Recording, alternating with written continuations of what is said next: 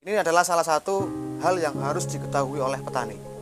Petani yang tidak mengetahui bagaimana struktur tanah kita, bagaimana kesuburan tanah kita. Kalau menurut Ibnu Al-Awam dalam kitabnya Al-Filaha, itu pantas disebut orang yang gila. Bertani kok tidak mengetahui bagaimana. Assalamualaikum warahmatullahi wabarakatuh. Apa kabar sahabat tani? Semoga sehat selalu. Berjumpa kembali di channel Sang Petani. Pada saat ini saya lagi membuat racikan untuk penyubur tanaman. Racikan ini yang sudah saya pakai sejak lama, yaitu untuk memperbaiki tanah, menyuburkan tanaman yang kita aplikasikan pada tanaman salak, tanaman kapulaga, dan tanaman-tanaman yang lain.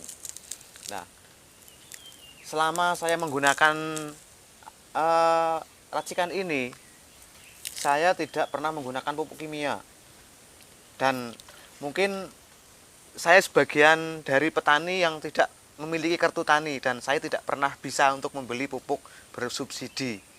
Makanya dengan apa yang saya bisa, apa yang saya ketahui, mencoba untuk berinovasi untuk membuat tanah kita menjadi subur secara alami.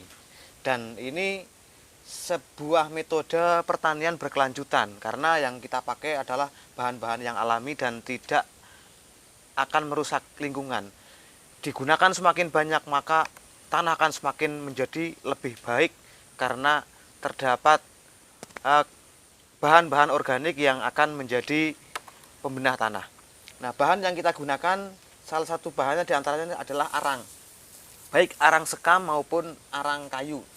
Nah, yang saya gunakan adalah arang sekam bercampur dengan arang sabut kelapa, kulit kelapa seperti ini.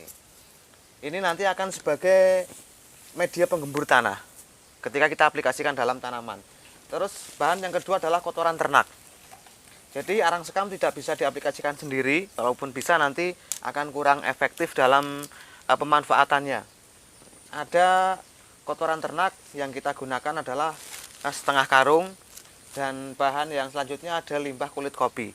Kalau tidak ada limbah kulit kopi, bisa diganti dengan rumput segar yang dicacah, lalu nanti ditaburkan atau difermentasi bareng dengan bahan-bahan yang lain. Lalu air fungsinya untuk mengencerkan aktivator sebagai pengurai bahan-bahan yang belum terdekomposisi seperti kotoran ternak. Terus ini ada limbah kulit kopi.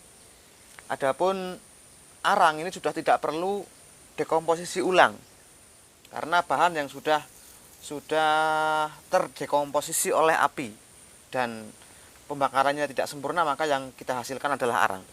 Nah, dalam hal ini untuk aktivatornya saya pakai Bio R5 untuk aktivator, dan juga bermanfaat sebagai pembenah tanah juga.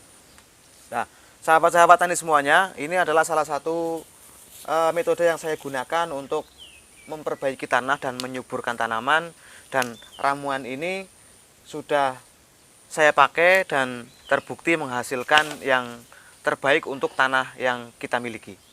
Oke, kita akan lanjut bagaimana proses pembuatannya.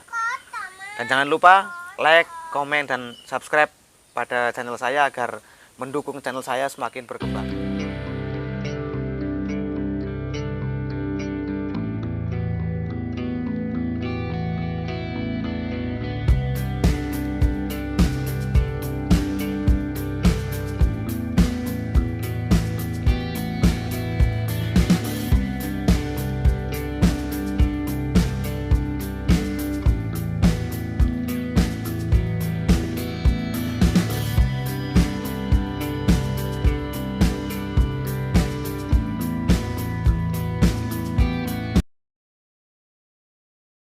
Oke sahabat tani, setelah selesai pencampuran lalu kita kemas. Nah, setelah selesai dikemas lalu dibiarkan selama 1 minggu.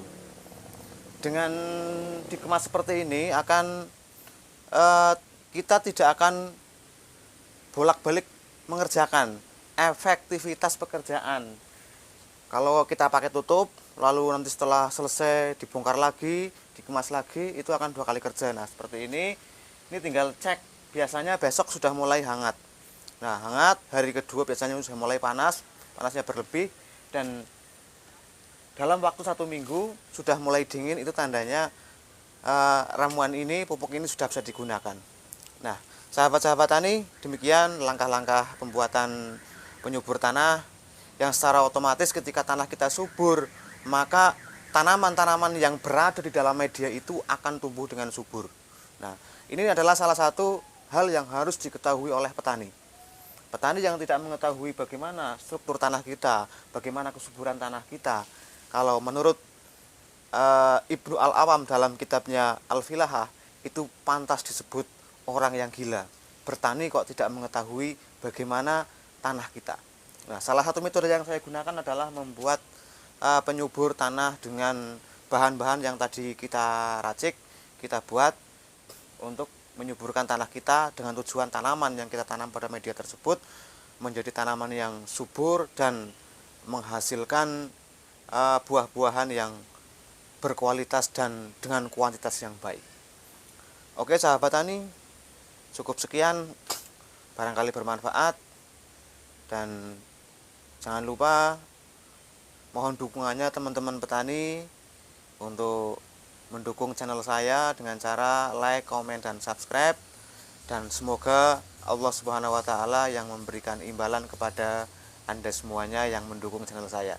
Oke, assalamualaikum warahmatullahi wabarakatuh.